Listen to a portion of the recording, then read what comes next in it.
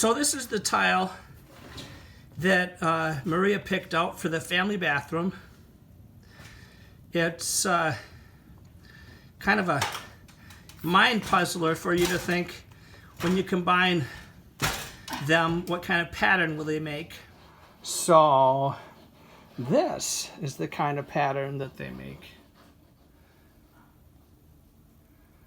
Ta-da! So this is what we're using in the owner's ensuite. It's a marble herringbone tile.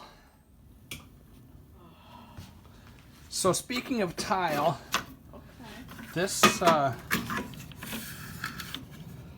kerf right here, you can see it's a little bit out of adjustment in this wet saw that I inherited from Dad. Has made fine cuts really challenging. I did a big project of 6x24 tiles recently, and came to the conclusion that for the cuts we're going to do in 48 and for the ability to have greater precision, that it was time to make a change. So what we have here is a Ryobi saw. Instead of dipping its blade in the water to keep it cool and lubricated, it's got a pump. So the design for this pump is that it would sit in this pan, but then what it does is it recirculates water that's full of debris. And so one of the reviews suggested to put the pump in a bucket. And so until I get a better bucket, that's our bucket. But what it does then is make sure that that pump is only spraying brand new clean water, increasing the longevity of the pump, and maybe doing other good things. So as you can see, once you turn it on, you get a generous amount of water. I may turn the control down so we don't use quite as much water. If you ever use a machine like this, you really do need to protect the floor. It makes a nice trail of spray. But all in all, we can get much better results with this. That saw did a really nice job with these marble tiles. These edges, very clean. And so I've got a couple of calculations when I'm racking these out across the room. I don't want to end with, you know, a really skinny section of this herringbone at the end. So I think I'll have about 3 inches. And then also I'm going to tile far enough this way so that I'm holding up the front edge of the vanity, indicated by this thing here, how it's 18 inches, but why not use the real thing? And then underneath the actual vanity itself, I'm going to use surplus tiles from this room, ones that broke. Both sets of tiles are actually 10 millimeters, which is darn near 4/10 of an inch.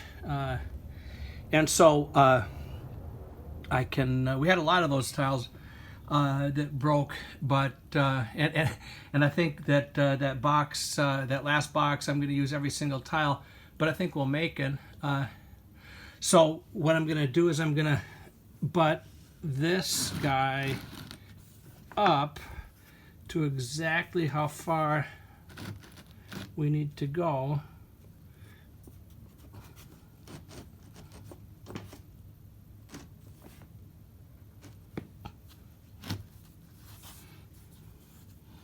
So we can have a nice, beautiful marble herringbone floor. But when I was cutting the piece for this section and installing it, I didn't flip it around in my mind, and so it didn't fit right. And so this morning I cut a new piece And so last night I decided I hit a point of diminishing returns. I'm too tired. I'm going to come back. So my job now is to fit this guy in place, determine where to cut it. Then I'll cut this guy, I'll cut this guy, and then I'll be done laying the herringbone marble tile. Yesterday I did finish this beautiful pattern tile in the family bathroom. Quite happy with it. Today I'll grout it. Well, now we are at the stage. I could have grouted the tile, but first I'm going to put up the drywall.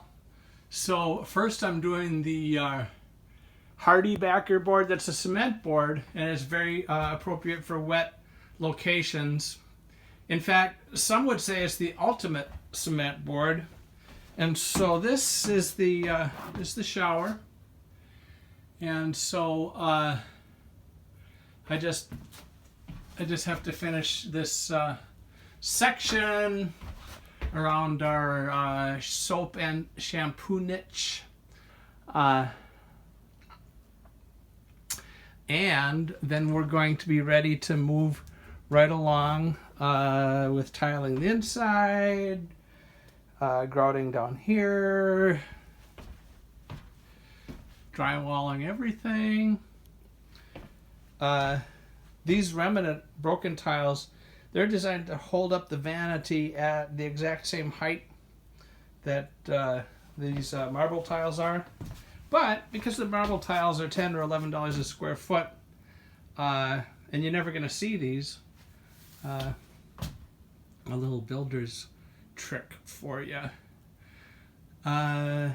So back here what I'm doing is, so this Hardy board is relatively stiff, but it's secured to these steel studs that are designed for this sliding door mechanism, and the whole thing doesn't feel as solid as what I think it should. And what normally walls feel like. So one thing that I'm doing is I'm gluing a big strip of drywall on the inside where you don't see it. There's just barely enough room that it doesn't follow the door. And I've got another strip over here, and that's to apply pressure onto this backer to counteract what the screws are doing to hopefully keep it very much in the place where it should be. We're going to put big tiles in the shower, and that, I know that's going to add some more stiffness, but I'm doing what I can right now. No, I know the lighting is poor and it might be frustrating to look, but this is what we have in the family bathroom, and so I have finished at least one wall of the tub enclosure.